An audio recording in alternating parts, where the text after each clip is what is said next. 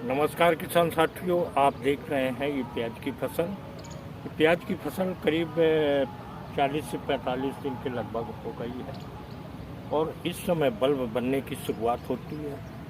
तो ज़्यादातर किसान भाई ये करते हैं कि जैसे आलू की फसल खाली हुई उसके बाद रोपाई कर देते हैं।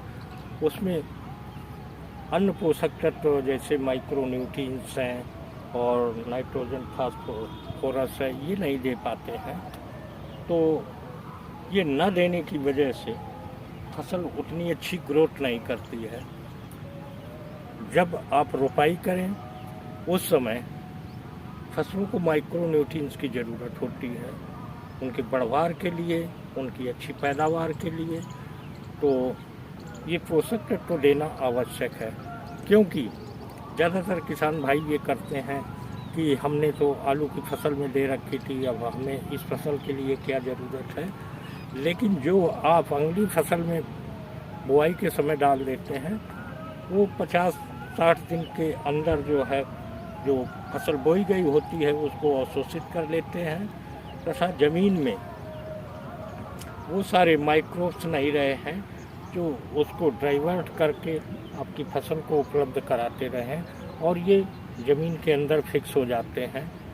तो जब फसल ये देख रहे हैं ये भी, इसमें भी पहले जो है रोपाई के समय ऐसे माइक्रोन्यूट्रिएंट्स नहीं दिए गए, जिसकी वजह से इसका ग्रोथ पावर कम चल रहा है। और अब इस समय जो ये 40-45 दिन की फसल हो गई है तो ये बल्ब बनने की अवस्था पे है।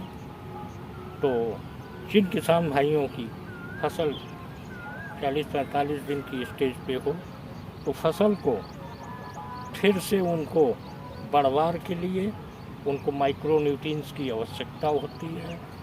तो इनकी पूर्ति के लिए आप जो है ब्लूम और नाइट्रो किंग, ये आप देख रहे हैं ब्लूम और नाइट्रो किंग है, इसका आप जो है जब रोपाई हो जाए 15-20 दिन बाद इनका पानी छिड़काव करते रहना चाहिए। यदि ग्रोथ बढ़ानी हो फसल की, ग्रोथ आप कर रहे हैं तो ग्रो और नाइट्रो किंग 40-40 मिलीलीटर प्रति टंकी के हिसाब से इस पे डाल मिला लें। यदि कहीं फंगस की समस्या हो, परफिड ब्लास्ट बहुत गंभीर समस्या है प्याज की फसल में, उस समय PPFC 30 से 35 ग्राम प्रति टंकी अवश्य मिला लेना चाहिए। कभी कभी ये देखने को मिलता है कि आजकल कीट बीमारियां भी आना स्वाभाविक है। ज़्यादातर कीट की संभावनाएं बढ़ती हैं क्योंकि ये जायद की फसल है। इस समय कीट जो है खरीदमा देख के फसलों पे उधर अटैक्शन बढ़ता है तो उससे वो जो है फसल को नुकसान पहुंचाते हैं। इसमें एक थ्रिप्स आता है, जैसे आप ये दोनों पत्तियां हटाएंगे पौधे की तो इसके अंदर वो काले काले सफ़ेद सफ़ेद थ्रिप्स दिखाई देंगे। उनके नियंत्रण के लिए आप नीम ऑयल 40 मिलीलीटर का पानी छिड़काव 8वें-10वें दिन करते रहेंगे, ये तो थ्रिप्स आपके नहीं आएंगे। किसान भाइयों, हम इको फ्रेंडली क्यों बताते हैं? इको फ्रेंडली बताने का हमारा तात्पर्य है कि जो हमारी फसलें केमिकल से दूषित हो रही हैं, जिसको हम भोजन में ग्रहण करते हैं, उससे शरीर पे गलत प्रभाव पड़ता है, तमाम तरह की बीमारी बनती हैं और पर्यावरण भी प्रदूषित हो रहा है। तो जहाँ तक है आपने हमारे वीडियो देखे होंगे, हमने इको फ्रेंडली जो है नेचुरल पेस्टिसाइड है उनका हम बताते हैं। और जब ये पत्तियाँ मुड़ना शुरू हो जाती हैं प्याज में तो परफिड ब्लास्ट की बीमारी बहुत एक गंभीर समस्या है, उसके लिए हमने PPFC बता दिया है। इसके अलावा इसमें एक सूट बोरर होता है। सूट बोरर पत्तियों पे बैठता है, उसके अंदर अंडे देता है और उससे इल्लियाँ निकलना शुरू हो जाती हैं।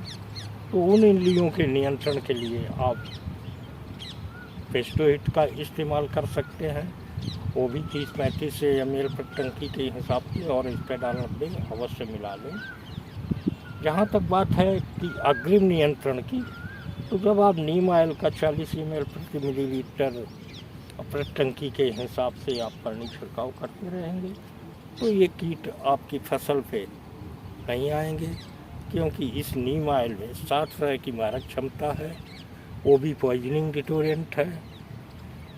तो ये दुनिया का कोई भी कीट है इसके प्रति प्रतिरोधक क्षमता उत्पन्न नहीं कर सकता है।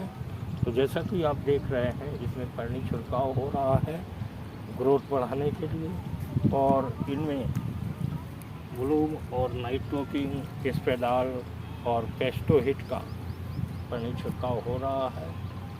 तो जिन भाइयों की फसल 40-45 दिन की हो गई हो और प्याज की फसल में बल्ब लगना शुरू हो गए हैं, तो इन दवाइयों का इस्तेमाल करेंगे तो आपकी ग्रोथ अच्छी होगी, फसल की उत्पादन अच्छा होगा।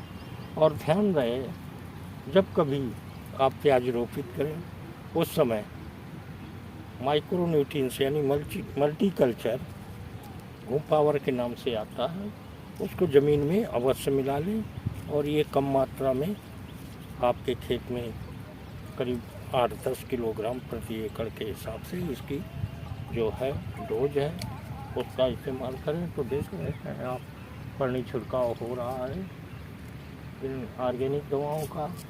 तो इस तरह आप भी करके अपनी फसल को बढ़वार अच्छी ले सकते हैं, पैदावार अच्छी बढ़ा सकते हैं। तो अपनी प्याज की देख रेख करते रहें।